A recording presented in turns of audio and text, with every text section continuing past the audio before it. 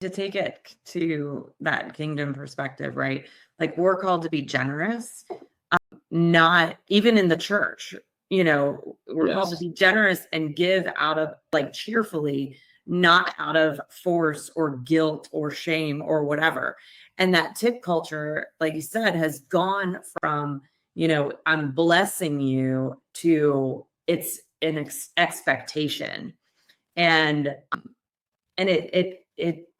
it's destroying the whole tip culture. And like you said, I think it will backfire. I think it's going to get so out of control. People are just going to, no tip's going to be the standard, right? We're just going to start saying no tip because, and actually 2 Corinthians 9:7 says each one must give as he has decided in his heart, not reluctantly or under compulsion, for God loves a cheerful giver, right? And that's like what I'm trying to, in my own mind, get back to when that tip is shoved in, menu is shoved in front of my face. Like I need to give because out of a cheerful heart, not out of feeling forced or guilt ridden. It's the same thing, which is subject for another day. But when the grocery store, right? Do you want to give to children with diabetes? And you're like, I'm just buying groceries. Like I haven't researched that organization. I don't know where my money's going, Yeah.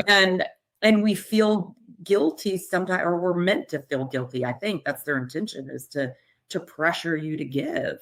And that's not the way that we should be. That's not true stewardship, and that's not true generosity. No, nor I think is it fair for the other person to expect it. And I'm going to be honest. I said something earlier, and I think that's where it's coming from. Is every kid gets a trophy, so now everybody wants a tip.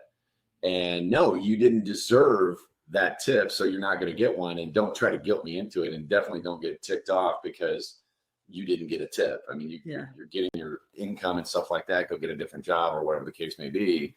Now, again, I'm kind of excluding servers out there because and I don't know, there may be other, industries where they're not paid minimum wage or whatever, and that's kind of the thing. But anymore, when I see, fast food hiring at $15 an hour, I've got to assume that most people out there that's kind of their starting point. Maybe it's 12 in certain areas, maybe it's 20 in others. I don't know. But it's one of those things that the whole tip thing, don't assume it's going to happen.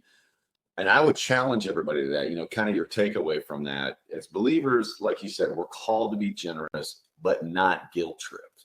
Mm-hmm. Okay. And that's where it's like, I stand my ground, and I challenge everybody out there to stand their ground too. If you want to reward excellence, fantastic. Be generous. That's what we're called to do, but not out of guilt, right? Tip with intention. Don't fall into social pressure. Don't fall into fear. Set your own standards. For restaurants, tip. For counter service based on service and connection. If I sit down at a table and I've got a server checking on me and they're doing a good job, that's definitely worth the tip, right? If I'm ordering a book online and you want a tip through an auto funnel, what the hell are you thinking? You should price your book. I get it. It's like, hey, you never know until you ask, right? But don't get all butthurt and mean mug me because you didn't get the tip, right? And I guarantee they're not even looking at it. They're just looking at another revenue stream. But going back to your point, the barista at the drive-thru window at, your local coffee shop or whatever. No. Now, if extra change in a cup, boom, I got no problem doing that because I don't carry the change anyway. But that's not what it is anymore. No. Right. That's not what it is anymore.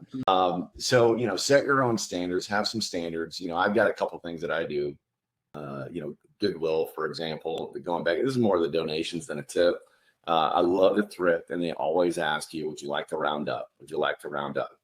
And it goes for their social program. So what I did, my standard, if my bill is, ends in 50 cents or higher, I tip or, give the difference. If it's 50 cents or below, or I don't. Now, some of you are going, oh my gosh, John, you're this Christian, you're supposed to be done.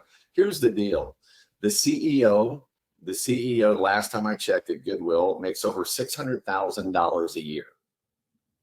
All of our donations, what they sell it for, just the CEO, not the rest of the executive team, is making over $600,000 a year. Mm-hmm. That's where your tips are going, right? That's where your extra money's going.